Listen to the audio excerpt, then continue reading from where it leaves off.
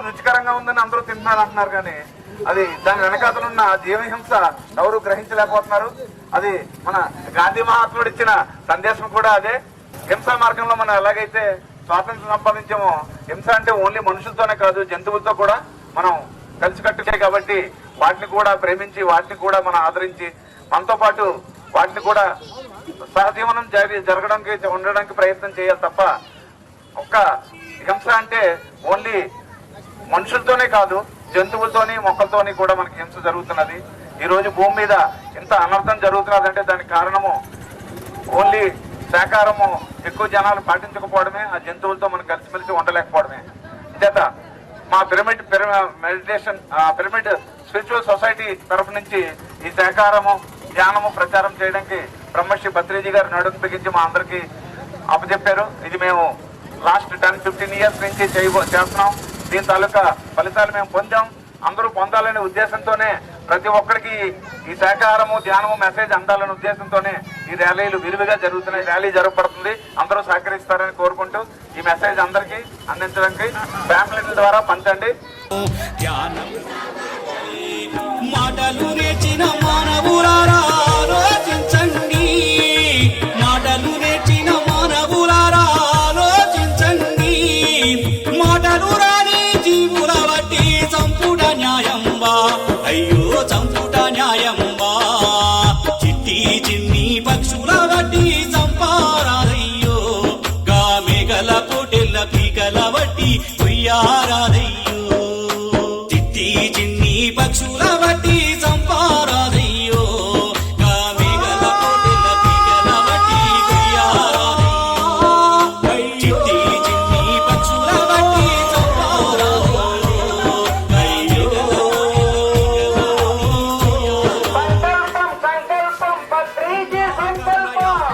ఇది మహాకరుణ యాత్ర, జీవులపై చైతన్యం కలిగించే యాత్ర. మహాకరుణ యాత్ర, ఇది మహాకరుణ యాత్ర, జీవులపై చైతన్యం కలిగించే యాత్ర. మానవత్వ యాత్ర, ఇది మార్పు కోరు యాత్ర. మానవత్వ యాత్ర, ఇది మార్పు కోరు యాత్ర. సమూలముగా హింసను ఇక రూపు మాపు యాత్ర. సమూలముగా హింసను ఇక రూపు మాపు యాత్ర. మహాకరుణ యాత్ర, ఇది మహాకరుణ యాత్ర, జీవులపై చైతన్యం కలిగించే యాత్ర.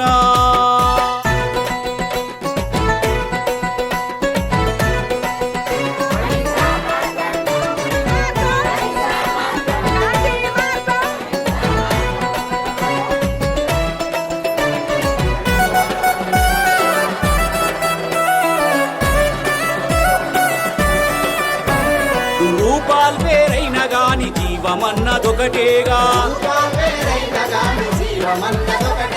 జీవులు ఏవైనా గాని జనన మరణమొకటేగా.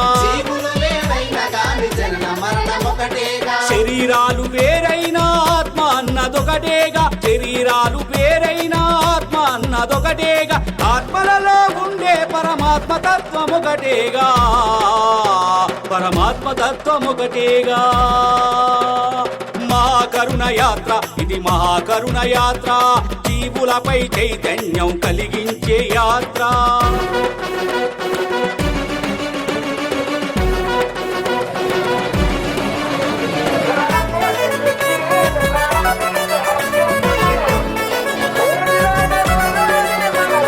విజ్ఞానం ఆకాశపు టంచులనే తాకుతున్నా, అంధకార పాతాళాన్నెందుకు దిగజారుడన్నా. ఆధునికత అంటే మూగ జీవుల బలి చేయడమా, ఆధునికత అంటే మూగ జీవుల బలి చేయడమా. ఆటవికపు అలవాట్లను కొనసాగిస్తుండడమా, కొనసాగిస్తుండడమా. మన గురువు జగద్గురు బ్రహ్మశ్రీ భత్రేజీ గారికి ఒకసారి గట్టిగా చెప్పగలరు. అసలు ఎందుకు శాకాహార ర్యాలీ చేయాలి, ఇది క్వశ్చన్. అంటే మనం చేసే శాకాహార ర్యాలీ వల్ల, లేకపోతే మనం చేసే ప్రచారం వల్ల వాళ్ళు మాంసాహారం మానేస్తారా, ఇది డౌట్ కొంతమందికి వస్తుంది. మనం ఇచ్చే పాంప్లెట్ వాళ్ళు కూడా వాళ్ళు ఏమైనా మాంసం మానేస్తారని కూడా డౌట్ వస్తుంది. అసలు ఎందుకు శాకాహార ర్యాలీ చేయాలని చెప్తారు కదండి. మహాభారతంలో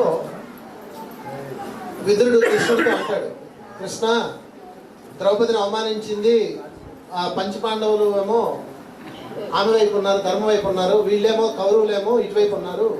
ఆమెను అవమానించింది 100 కదా, ఈ 100 చంపితే సరిపోదు కదా. ఇప్పుడు యుద్ధం జరిగితే 1000 మంది వీరులు చనిపోతారు, వారి పిల్లలు వారి కుటుంబాలు అనాథలు అవుతాయి, కనుక యుద్ధం వద్దు అంటాడు. అప్పుడు కృష్ణుడు ఏమంటాడు తెలుసా, ద్రౌపదిని అవమానించేటప్పుడు ఒక్కడన్నా సరే, ఈ సామ్రాజ్యంలో ఉన్న ఒక్క వీరుడన్నా సరే డౌన్ అన్నాడా? ఎవడల్లా, అందరూ చోద్యం చూస్తూ నుంచున్నారు భీష్ముడితో సహా. ఎందుకంటే వాళ్ళ సమస్యలు వాళ్ళకు ఉండొచ్చు కాక, కానీ ఎవరైతే అధర్మానికి వ్యతిరేకంగా ఎవరు మాట్లాడలేదు, ఎవడైతే అధర్మానికి వ్యతిరేకంగా మాట్లాడతాడో వాడే వీరుడు. అధర్మానికి వ్యతిరేకంగా మాట్లాడలేదు కాబట్టి అధర్మాన్ని ఉపేక్షించడం కూడా అధర్మమే. బట్ ఒకడు మిగులుతాడు ఈ మహాయుద్ధంలో, ఒకడు మిగులుతాడు. ఆ ఒక్కడేవాడంటే వికర్ణుడు ద్రౌపదిని వివస్థన చేసేటప్పుడు అంటాడు దుర్యోధనుడితో, అన్నయ్య ఇది కరెక్ట్ కాదు, ఆమె మన కులవధువు కాదు, మన కుటుంబానికి సంబంధించిన కాకపోవచ్చు, కానీ ఒక స్త్రీ ఆమెను అలా చేయొద్దని అతను మాట్లాడతాడు. కానీ దుర్యోధను వినిపించుకోడు, వాడిని బయటికి ఎండేస్తాడు. కృష్ణుడు అంటాడు, ఈ మహాభారత యుద్ధంలో అందరూ మరణిస్తారు, ఒక్కడు తప్ప. ఎవడంటే వికర్ణుడు. ఎందుకంటే వికర్ణుడు ఒక్కడే దానికి వ్యతిరేకంగా మాట్లాడాడు, అతను ఒక్కడే రక్షించబడతాడు, మిగతా అందరూ సంహరించబడతారు అంటాడు. నిజానికి మహాభారత స్టోరీల్లో, పిక్చర్స్లో, సినిమాల్లో అతను కూడా చనిపోయినట్టు చూపిస్తారు, కానీ అతను జీవించి ఉంటాడు. అతను ఒక్కడే ఎందుకు జీవించాడు, అతను ఒక్కడే ఎందుకు రక్షించబడ్డాడు అంటే ఒకటే, అధర్మానికి వ్యతిరేకంగా గళం విప్పాడు అంతే. సో ఈరోజు మన జిల్లాలో నెలకి 2 కోట్ల కిలోల మాంసం తింటున్నారు.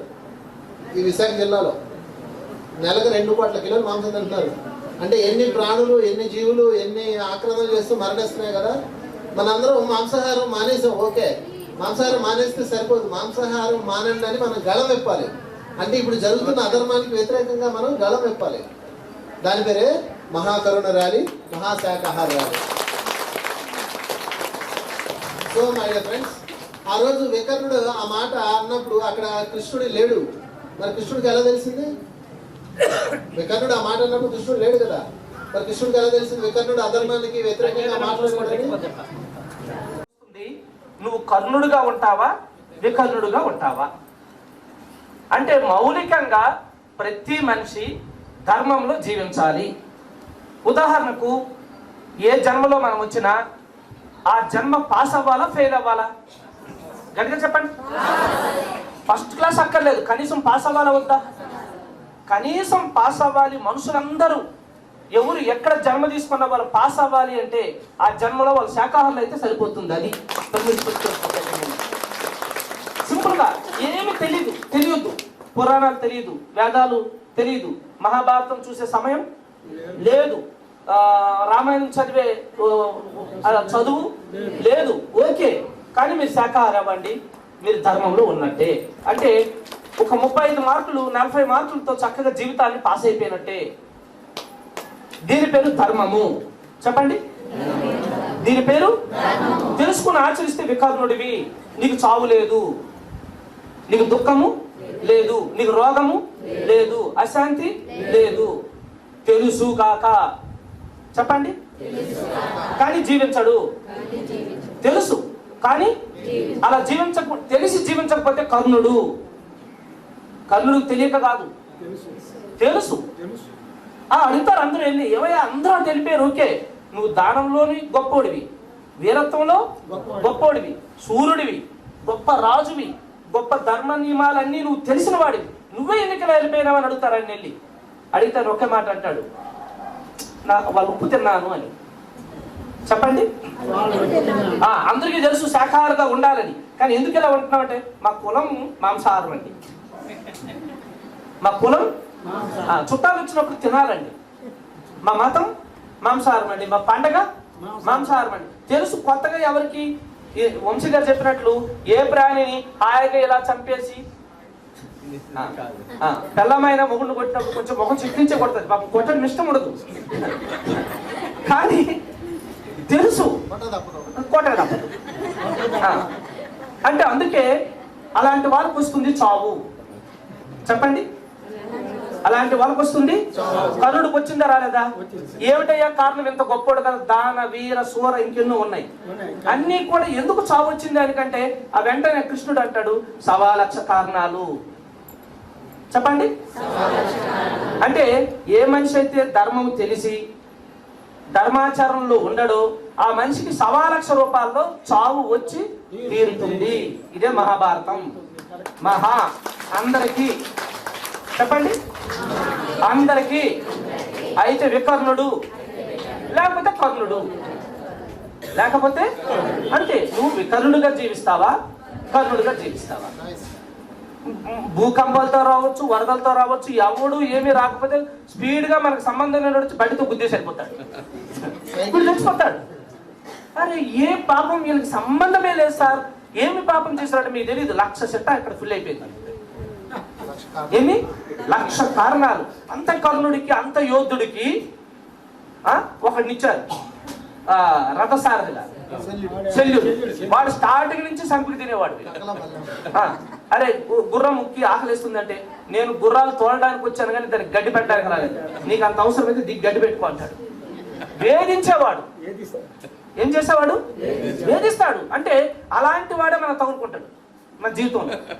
నిరంతరము మనల్ని వేధిస్తూ ఉంటాడు, ఎత్తి పొడుస్తూ ఉంటాడు. వీడు ఎందుకు ఇలా ఉన్నాడు అంటే మనం గుర్తుంచుకోవాలి, మన దగ్గర ఎవరైనా మనల్ని వేధించేటోళ్ళు, మనల్ని ఎత్తి పొడిచేటోళ్ళు నిరంతరం లాస్ట్ గా రథం దిగబడిపోతే హాయిగా వెళ్ళి కాలు మీద కాల్చుకుని కూర్చుంటాడు. ఏమయ్యా నువ్వు, నా రథం దిగబడిపోయింది, యుద్ధం వస్తుంది, నువ్వు ఎందుకు వెళ్ళవంటే నా పాత్ర రథాన్ని తోలడమే, దిగబడిపోతే పీకడం కాదు, నువ్వు కథ పీక్కులేదు మానే అంటాడు. నా సంబంధమే లేదు. నువ్వు శాకాహారిగా ఉండాలి అని కర్ణుడితోనో లేదంటే ఇంకొకటి జీవితాన్నో చూసో, లేదంటే ఏ మాస్టర్ సాంగత్యమో వినో, లేదు ఏ పుస్తకము చదివో, నువ్వు తెలుసుకోను, నువ్వు శాకాహారిగా ఉన్నావు అనుకో, నువ్వేం పెద్ద పొడి చేసినట్టు కాదు, 35 మార్కులు వచ్చాయి నీకు. జీవితంలో అయితే పాస్ అయ్యావు, కానీ అక్కడే ఉంది. ఎప్పుడైతే మనం తెలుసుకున్న ఈ సత్యాన్ని, ఈ ధర్మాన్ని ప్రజలందరికీ తెలియచేయాల్సినటువంటి ధర్మం మన మీద ఉంది. ఎందుకంటే మనమంటే మనం ఒక్కరిమే కాదు, మహా చెప్పండి, ఈ గాజువాకలో ఉన్న వాళ్ళందరూ మనమే. కాకపోతే వాళ్ళకి తెలియదు, మనకి తెలుసు. తెలిసిందని వాళ్ళందరికీ చెప్పాలి. సరైన సమయం మనకి. జాగ్రత్తగా వినండి సార్. వచ్చే వారం నుంచి ఆ వీధిలో దూరి ఈ వీధిలోకి వచ్చాడము, ఈ వీధిలో దూరి ఆ వీధిలోకి వెళ్ళిపోవడం కాదు. గాజువాక పట్టణం నడిబొడ్డున ఇంతమందితో, ఇంకా వేలాది మందితో ఎన్నికలు వచ్చే వరకు మనం చేయాల్సి, ఇది అసలైనటువంటి యుద్ధం, అసలైనటువంటి సమయం. భారతదేశం అన్న పదం వెనకాతలు ఉన్న అర్థమే అహింస. భారతదేశానికి ఆత్మే గాంధీ. గాంధీకి స్వరూపాలే మనం అందరం. గాంధీకి ఎందుకంటే గాంధీ ఆయన శాకాహారి, పుట్టినప్పటి నుంచి ఆర్యవైశ్యుడు శాకాహారి కాబట్టి ధర్మంలోనే ఉన్నాడు. ఆయన అక్కడ ఆగిపోలేదు, మహాధర్మానికి వెళ్ళాడు, పరమ ధర్మానికి వెళ్ళాడు. అందుకు స్వాతంత్రాన్ని సాధించాడు. స్వాతంత్రాన్ని సాధించడానికి ఆయనకి ఏ శక్తి అక్కర్లేదు, ఒక్క అహింస. చెప్పండి. మహాకరుణ యాత్ర, ఇది మహాకరుణ యాత్ర, జీవులపై చైతన్యం కలిగించే యాత్ర. అందులో ఏకమైతే మనం ఏదైతే సాధించవచ్చు, ఇదే స్ఫూర్తి మన గాజా ప్రాంతంలో ఎలాంటి సేకరణ సరే ఇదే స్ఫూర్తి జరగాలని నా యొక్క కోరిక. ఈ రోజు నా ఆహ్వానం అందించి చేసిన గాజాల ప్రాంతానికి వెలుపెట్టి ధ్యాన కేంద్రాల అందరూ కూడా వచ్చినందుకు అందరూ కూడా పేరు పేరున ప్రతి ఒక్కరు నేను అభివృద్ధి చేసుకున్నానండి. ఈ రోజు మనం ఒక 5 నిమిషాలు కూర్చొని జీవులది ప్రాణం కాదనుకుంటున్నారా, ఎన్నో రీతుల చిత్రహింసలు పెడుతున్నారు, శాకాహారమే శుద్ధారమని తెలియండి. ఇలాగే అందరూ ఉత్సాహంగా పాల్గొనాలి. ప్రతి ఊర్లోని సహకారాలు, ప్రతి గ్రామంలోని మన రాజమండ్రి చుట్టుపక్కల ఉన్న సెంటర్స్ అరౌండ్ దాంట్లోని సెంటర్స్ లేని చోట కూడా మాట తలపెట్టి చేద్దాం. సో దీనికి ప్రతి ఒక్కరు ఉత్సాహంగా పాల్గొవాలి. వీర జగదీశ్వరి గారు ఇక్కడ లాస్ట్ 15 ఏళ్ల కింద నుంచి వేసిన విత్తనాలు ఈ రోజు పెద్ద వృక్షంగా మారి ప్రతి ఒక్కరు కూడా ఆ మాస్టర్స్ అందరూ ఇండివిజువల్ గా ఎదిగి ప్రతి ఒక్కరికి మనకు తెలిసిన ఈ సమాచారాన్ని పక్క వాళ్ళకి అందించే బాధ్యత కూడా తీసుకోండి. మాకు తెలియదు అనే అనకుండా వాళ్ళకి వాట్సాప్ లో రావచ్చు, లేకపోతే నోటి మాటలో వినొచ్చు, సెంటర్ లో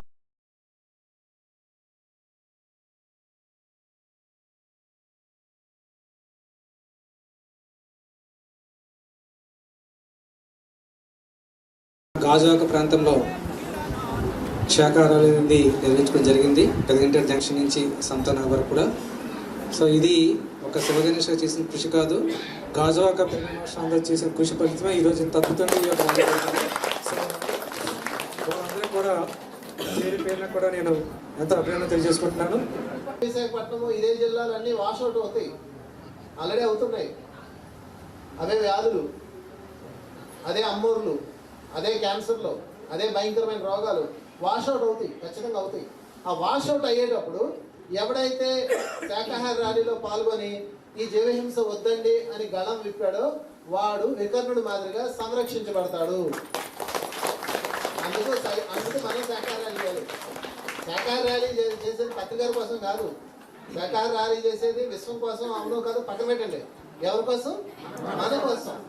మనం ధర్మం పట్ల గళం విప్పడం కోసం. అధర్మాన్ని ఉపేక్షించడం కూడా అధర్మమే ఖచ్చితంగా. కనుక అధర్మం మన ముందు జరుగుతుంది, అందులో సందేహం లేదు. వాళ్ళు తెలియజేస్తున్నారు, మనం తెలియజెప్పడం మన ధర్మం. తెలియక మనం కూడా ఒకప్పుడు చేసాం, తెలియజెప్పడం మన ధర్మం. కనుక శాఖాహార ప్రచారంలో ఎప్పుడు ఎవరు ఎంతగా పాల్గొంటే, ఎంత అవకాశం ఉంటే అంతగా మీరు పాల్గొనండి.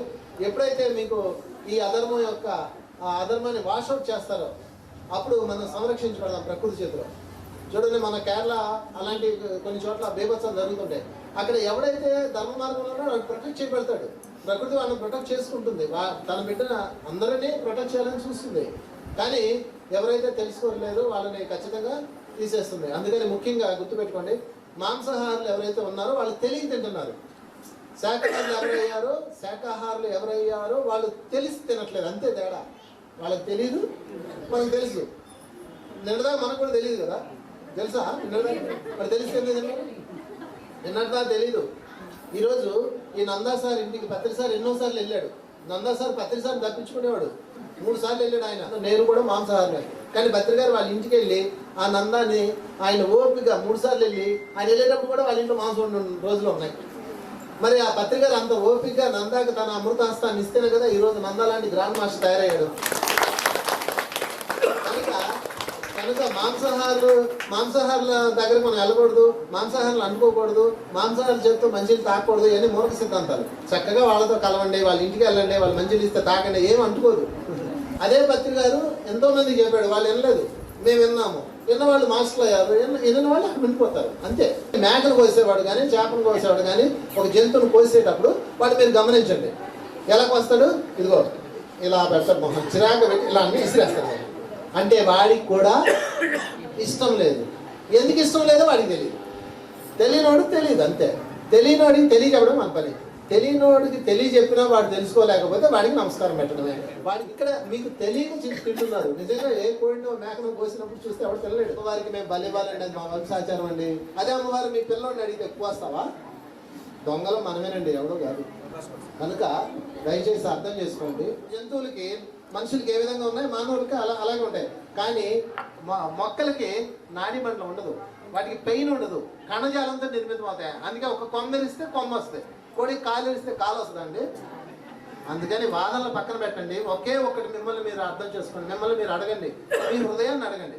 మాంసం తినేవాడు ఎవడైనా సరే మాంసాన్ని కోసినప్పుడు దాన్ని చూసి అబ్బా ఆనందంగా ఉండి తినచ్చు. రోజు ఈ గాజువాక పెద్దకంటే నుంచి ఇక్కడ వరకు మనం చక్కటి అద్భుతమైన శాఖాహార ర్యాలీని మనం ఎప్పుడూ చూడని కాశీపట్నంలో ఉన్నది ఆ వీధులన్నీ. చక్కగా ఆ వీధులన్నింటిలోనూ తిరిగి శాఖాహార ప్రచారం చేసుకొని రావడం ఎంతో శుభపరిణామం. ఒకసారి ఆ శాఖాహార ర్యాలీకి మన ద్వారా తెలియజేద్దాం. చూసి వదిలేస్తున్నాం కానీ ఆ కర్ణుడు మనలోనే ఉన్నాడు, వికర్ణుడు మనలోనే ఉన్నాడు అన్న విషయాన్ని తెలుసుకోవడానికి మన దగ్గర అందరి దగ్గర ఉన్న మార్గం ధ్యానం. ధ్యానం ఎవరి దగ్గర అయితే లేదో అందరికీ అన్ని అర్థమవుతాయి. ఏవి తెలియక కాదు, ఎవరు ఏవి తెలియక చేయరు. కానీ అంత బయట నుంచి చూసి చేస్తుంటారు. ఆ కోడి వేరేగా కనిపిస్తుంది కదా, ఆ మనిషి వేరేగా కనిపిస్తున్నాడు, దేవుడు వేరేగా కనిపిస్తున్నాడు, దెయ్యము వేరేగా కనిపిస్తుంది. ఆ దేవుడు మంచోడు, దెయ్యము మంచిది కాదు. కోడి చిన్నది, మనం అలా తినవచ్చు. అంటే తెలిసి తెలియక ఇక్కడ సబ్జెక్ట్ లేదు, కనిపిస్తుంది, తెలుస్తుంది. మనుషులందరికీ తెలిసిన 2 సూత్రాలు. తమ కంటే పెద్దలు అయ్యాయనుకో వాటిని మొక్కుతారు. ఏం చేస్తారు? తమకంటే చిన్నగా ఉందనుకో తొక్కుతారు.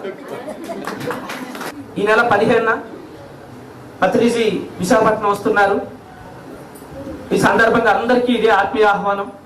ధ్యానానంద నిలయం మన దువ్వాడ రైల్వే స్టేషన్కి సరిగ్గా 1 కిలోమీటర్ దూరంలో మనం సబ్బవరం రోడ్లో నిర్మించుకున్నాం. అక్కడ డిసెంబర్ 15 ఉదయం 12 గంటల నుంచి మన కార్యక్రమాలు స్టార్ట్ అవుతాయి. Followed with lunch. ఆహారం అంతా చక్కగా ఉంది.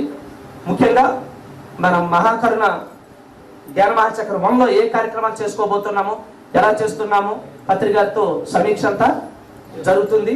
ఆ రోజు ధ్యానానంద నిలయం ధ్యానం గ్రౌండ్ అంతా ఇనాగ్రేషన్ అవుతుంది. దానికి ఒకసారి గట్టిగా మనం తప్పవచ్చు. దయచేసి మీరు అందరికీ ఇదే ఆహ్వానం. ప్రత్యేకంగా కార్డులు రావచ్చు, రాకపోవచ్చు. పేరు పేరున ఇదే ఆహ్వానం. మీ అందరూ రావాలి. ఆ రోజు ధ్యానంతో ధ్యానానంద నిలయం మనం ఇనాగ్రేషన్ చేసుకుంటాం. చాలా చాలా చాలా ఒక మాట చెప్తాను నేను మీకు. ఈ ప్రయత్నం ప్రారంభించి 50,000 సంవత్సరాలు అయింది. చెప్పండి, 50,000 సంవత్సరాల్లో ఇలాగ కనీసం భూమి మీద కాలు పెట్టి నిర్వహించే దమ్ము సత్తా ఉన్నవాడు ఎవడూ లేడు. అది మనమే చేస్తున్నాం ఇప్పుడు. ఇది మామూలు విషయం కాదు. ఇక్కడ ఉన్నోడమే కదా. కాబట్టి మనకు ఒక మతం ఉంది, మనకు ఒక కులం ఉంది, మనకు ఒక ప్రాంతం ఉంది, మనకు ఒక వీధి ఉంది. ఆ వీధిలో ఒక ఇల్లు ఉంది. మరి ఆ నిలబడిన వాడు కూడా ఈ వీధిలోని, ఈ ప్రాంతంలోని, ఈ మతంలోని, ఈ కులంలో ఉన్నటువంటి వ్యక్తే. కానీ శాకాహారి కాదు. జాగ్రత్తగా గుర్తించండి. ఎవరు కాదండి? శాకాహారి కాదు. కానీ మనం ఓటేయడానికి వెళ్ళినప్పుడు సరిగ్గా ఆ మహాభారత యుద్ధం జరిగినప్పుడు కర్ణుడు వెళ్ళిపోయినట్టు ఆ ఓటేయడానికి వెళ్ళి తక్కువని ఆ శాకాహారి కాని వాడికి ఓటేస్తాం. బయట వచ్చిన తర్వాత అడుగుతాం, ఏమండి అలా వేస్తారంటే, మా వీధి సార్. ఏ వీధి? లేదంటే మా కులం సార్ అని మీరు అన్నారు అనుకోండి, మిమ్మల్ని కర్ణులుగా కాకుండా ఎవడూ తప్పించలేడు ఈ భూమి మీద. మీరు కర్ణులు అయిపోతారు. కాబట్టి ఆధ్యాత్మికత అంటే మీకు వచ్చినందుకు పాదాభినందనాలు చేయాలో, మీరు ఇక్కడికి వచ్చిన తర్వాత అలా నిలబడడానికి మీరు కష్టపడిన దానికి మీకు సాష్టాంగ నమస్కారాలు చేయాలన్నా.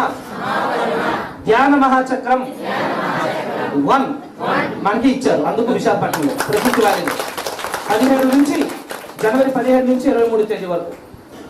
ఎందుకు అంటే ఈ ఉద్యమము, ఈ తరంగాలు, ఈ వైబ్రేషన్ అందరిలోని రావాలి. ఈవేళ మనం ఇలా వచ్చాం కదా. ఎవరో కొంతమంది అలా చూశారు, కొంతమంది ఆశ్చర్యంగా చూశారు, కొంతమంది ఎవరబ్బాయిలు అందరూ చూశారు. ఈ చూసి ఇది విన్న వాళ్ళందరిలోని ఈరోజు విత్తనాలు పడిపోయాయి. ఈ ప్రాంతం అంతా గాలి సోకి తీసి నిలదీయండి. ఎవరైనా మీ ఇంటికి రానివ్వండి, నువ్వు శాకాహారివా చెప్పు, ఓటేస్తాం. నువ్వు శాకాహారం అయితే నీకు ఓటేయడమే కాదు, నేను మా వీరంతా తిరిగి శాకాహారులందరూ ఇంటికి ఓటేయండి అని చెప్తా. It's right time. All pyramid masters అన్ని మన ప్రాంతంలో ఉన్న సత్యనారాయణ గారు, జిఎస్ఎన్ మూర్తి గారు, కూరమలపాలెం నుంచి, స్టీల్ ప్లాంట్ నుంచి, అగరంపూడి నుంచి, అలాగే ఇక్కడ మన గాజువాక, శీలానగర్ నుంచి, ఈ ప్రాంతం అంతా మల్కాపురం వరకు ఇంకా విస్తరిస్తే విశాఖపట్నం అంతా కూడా మనము రాబోతున్న ఎన్నికలకు ముందే మన నినాదము ప్రజలందరిలోకి వెళ్ళాలి. ప్రజాస్వామ్య పరిరక్షణ ర్యాలీ. చెప్పండి, అహింసతోనే ప్రజాస్వామ్య పరిరక్షణ.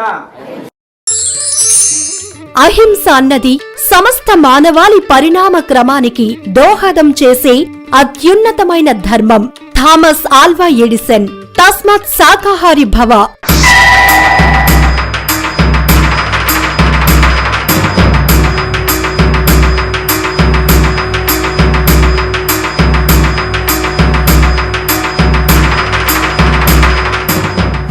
అహింసయే పరమధర్మం. అహింసయే పరమధర్మం. గురువుల మార్గం. అహింసా మార్గం. గురువుల మార్గం. అహింసా మార్గం. బ్రహ్మర్షి పత్రిజీ మార్గం. అహింసా మార్గం. బ్రహ్మర్షి పత్రిజీ మార్గం. అహింసా మార్గం.